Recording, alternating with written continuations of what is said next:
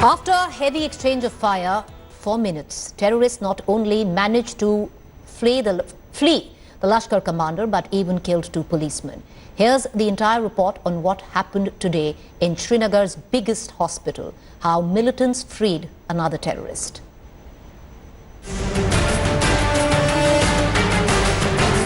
"15 minutes of horror. Heavy firing in the complex of Srinagar's biggest hospital. At 11:40 a.m., 6 prisoners were brought from Srinagar Central Jail to the Sri Maharaja Hari Singh Hospital for a medical checkup. One of them was Naveed Jatt, a Pakistani Lashkar terrorist who goes by the name of Abu Hanzullah. At 11:45 a.m., while the 6 prisoners were being taken for their checkup, the attack happened. 2 terrorists, close aides of Abu Hanzullah, fired at 2 constables. The 2 policemen suffered fatal injuries. In the melee that followed the gunfire, Abu Hanzullah slipped away. He escaped on a motorcycle that was stationed at the main gate of the Srinagar hospital. The attack appeared to be meticulously planned and executed. How men with guns came into a hospital, opened fire and whisked away a dreaded terrorist has shaken the administration. With Shujaul Haq, Bureau Report, India Today. So who is Abu Hanzullah and why is he called the leader of the Kasab squad? What is the Kasab squad? Well, the terror strike today in Jammu and Kashmir's big Sri Maharaja Hari Singh Hospital leaves a lot of questions behind, especially related to one man, as I pointed out, Abu Hanzullah. So who is this man? Why is he so important to the Lashkar? Find out.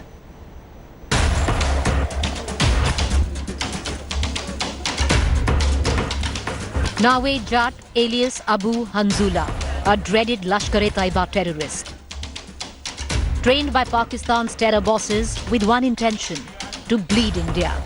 Born and brought up in Pakistan's Multan, Abu Hanzullah received terror training at Lashkar headquarters in Muridke, Pakistan. The Lashkar commander crossed the LOC in 2012 with 6 other terrorists. For more than 2 years, Abu Hanzullah not only evaded arrest, but also masterminded several terror strikes, including police attacks. But in 2014, he ran out of luck and was captured by security forces. With Abu Hanzullah's escape, is the Lashkar now looking to intensify its operations in South Kashmir, which took a hit after forces wiped out its entire leadership November last year? So this man on your television screens, Abu Hanzullah, who is he? Why is he so important to the Lashkar-e-Taiba? How was this entire operation mounted? And why is this man in question, Abu Hanzullah, actually called the leader of the Kasab squad of the Lashkar-e-Taiba? What all has he been involved in? Why was he so important that a meticulous operation was launched to actually free him today? And how did this operation actually be carried? All of that we're going to get to know from our reporters who are going to be joining us shortly. We have Gaurav Sawant, executive editor, who's joining us from the LOC, getting us the very latest there. We'll also be joined in a short while by Shujaul Haq, my colleague, who's going to be telling us how exactly this operation was mounted. Word also coming in that possibly the doctors had not even called Abu Hanzullah. So was there collusion by possibly somebody in the Jammu and Kashmir police? Well, all of that my colleague Shuja would be getting for us. But I want to cut across to my colleague, all right, Gaurav Sawant, executive editor, who's been at the line of control. He's joining us live with the very latest on why this man is so important. Abu Hanzullah, commander of the Lashkar-e-Taiba. How does he actually fit in to the terror outfit that is operating out of Jammu and Kashmir? How long has he been in prison? Why is he called the leader of the Kasab squad?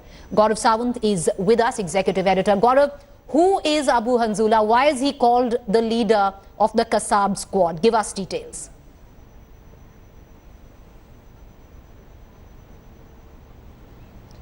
Preeti, this terrorist infiltrated in 2012. He was extremely active between 2012 and 2014 in South Kashmir, in Kulgam area. He was extremely close to Abu Qasim. Now, Abu Qasim was Lashkar-e-Taiba's head in South Kashmir. They were the main recruiters, motivators. Apart from that, these terrorists were regularly in touch with Hafiz Muhammad Saeed and other terrorists of Lashkar-e-Taiba. Now, he hails from Multan in Pakistan. During his interrogation, and I had the opportunity to interact with one of the officers who had interrogated him in the past in the joint interrogation center, they said that he'd given details about how youngsters were trained at Lashkar-e-Taiba headquarters in Muridke, how they were taken to other centers for weapons firing. Pakistan ISI officials, Hafiz Saeed himself would regularly come and interact with them. He gave details about how he was launched into India and how he was asked and told to motivate youngsters. He was involved in at least 5 cases of assault and attacks on the security forces, was wanted in connection with the murder of 3 policemen in different anti-terrorist operations where they targeted policemen who had participated in those operations. So a very, very dreaded terrorist operating in South Kashmir with a big recruitment potential for local terrorists. And the fact that he succeeded in escaping from the hospital, this will go on to motivate other youngsters in Kashmir, misguided youngsters, to join the terror ranks, Preeti. You know, Gaurav, stay on with me. Let's also get in our colleague Shuja Ul Haq, who's going to give us details on how exactly this operation was actually mounted to free this dreaded terrorist. Shuja, you're on the phone line with me, but I want to ask you, Shuja, you know, there was word today earlier that possibly there was collusion where the Jammu and Kashmir police was involved. Is there any evidence to suggest the same? Well, no direct evidence, so far, but there are certain questions that definitely need answering from the security forces, particularly the police. As to whether there was, a security lapse in terms of whether, a less number of policemen were accompanying him, considering the importance of this particular militant. Also, the fact that how is it that these militants who are waiting outside the hospital got to know about this transfer, and the exact timing, the exact spot, the exact number of policemen who were accompanying him. All these details are very, very crucial. And, some experts are already suggesting that there's a possibility that all this information probably was already leaked out to them from inside the central jail. These are very crucial and important questions which need to be answered. Security forces and the investigators will have to look into it very in minute details and, put together a picture of this entire incident, because it's for the first time that such a dramatic escape, in a sense, the jailbreak has been has unfolded in Srinagar. All right, Shuja, stay with me. Let's also bring in Gaurav Sawant in this conversation. Gaurav, if at all there is truth in, in insinuations that are being made, how was it that information leaked out from the jail? These are very, very strong insinuations that need to be investigated today.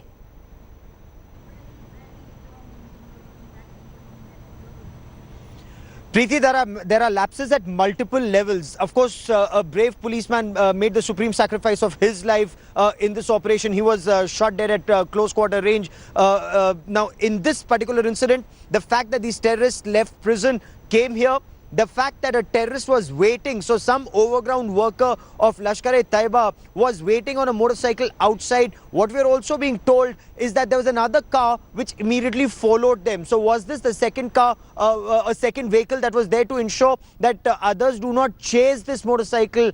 So it was very meticulously planned. What is also of significance at this point of time, Preeti, now the Sri Maharaja Hari Singh Hospital in Srinagar, there are police lines not far from there. There is a police picket. There is a police post. There are CRPF personnel. There are mobile units that are deployed there. With so many security forces on ground, how could they just escape and no one checked them. The police, of course, now saying, Preeti, that they could not open fire immediately because civilians could have been injured, patients could have been injured or killed, and taking cover of the complete chaos and commotion. And we've seen those CCTV images. This terrorist managed to escape before everyone could realize what had happened. They'd already fled on the motorcycle. But it indeed is a matter of investigation.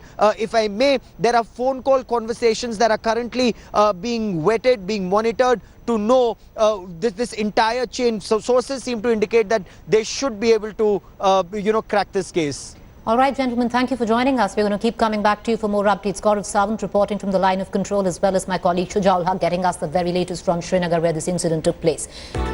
So India today visited the last village at the LOC in the line of control at the Manjakot area in Jammu and Kashmir. And this is what our reporters found out, where Pakistan shelling killed Captain Kundu and 3 Jawans. Several houses have also been damaged in the Pakistan firing. Now, last year, 2 women were killed in the shelling, and here today is the ground report by our executive editor, Gaurav Sawant.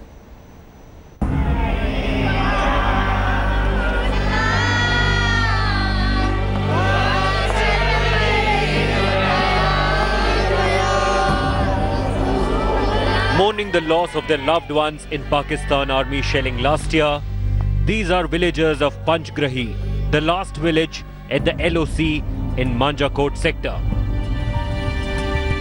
On the 4th of February, when Pakistan army targeted a post, killing Captain Kapil Kundu and 3 other soldiers, several shells also landed in this village. Residents got together on Tuesday to ask the administration for bunkers in the village.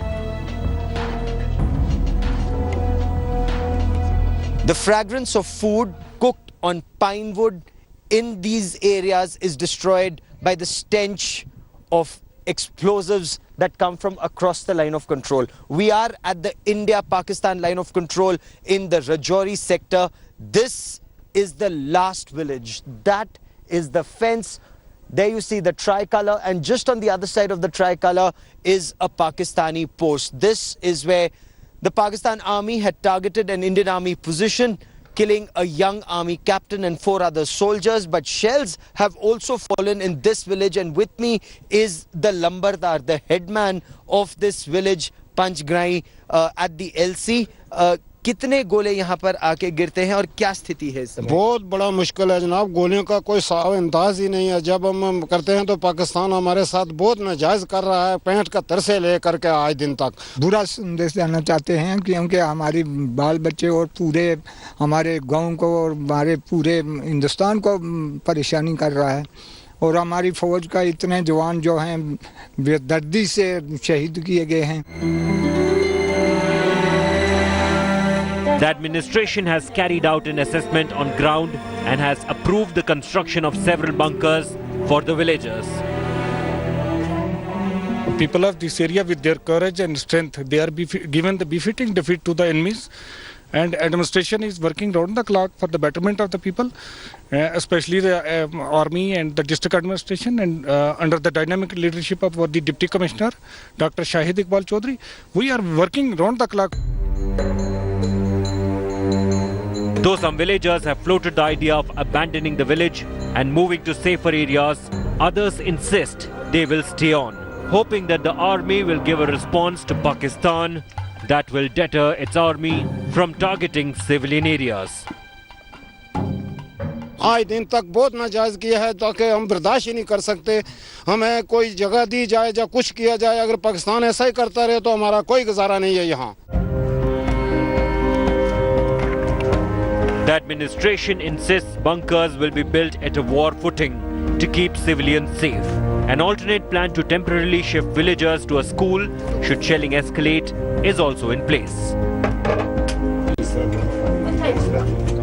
Villagers here have 2 requests. Either give us bunkers in this village or shift us to a place beyond the approach of Pakistani shells. With cameraman Kirpal Singh at the Panchgrahi village at the line of control, Gaurav Sawant for India Today. Well, after coming under flak on why the government is not transparent on the Rafale deal, the Finance Minister Arun Jaitley right now speaking, giving a clarification. an organized, systematic discussion in the House.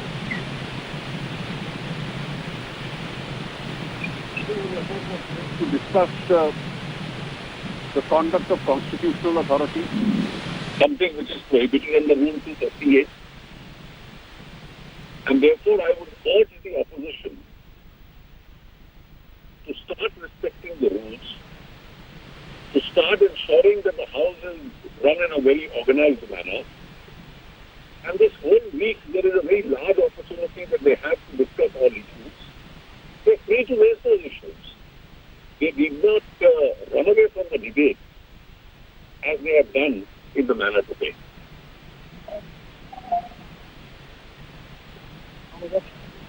विपक्ष ने आज राज्यसभा में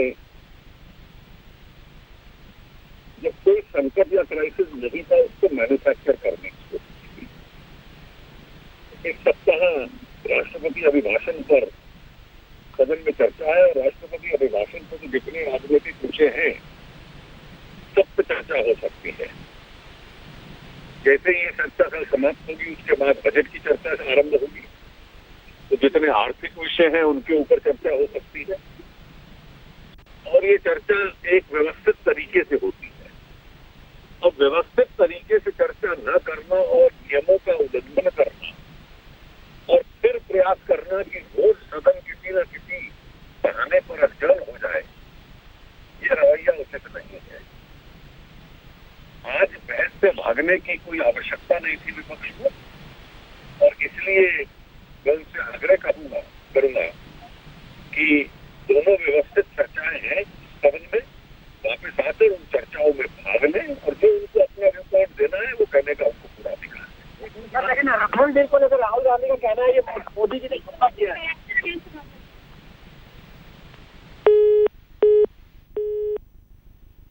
That phone line, we're going to try and re-establish that, but after coming under a load of flag, especially from the opposition, which is going hammer and tongs at the government in Parliament and outside, on why the government is not transparent when it comes down to the Rafale deal. The finance minister Arun Jaitley giving that clarification. We're going to get you more on that, but what we will do now. Thanks for watching the video. For more such news and updates, please like, share and subscribe to India Today. Also check out our other great videos from our channel. We know you would love to.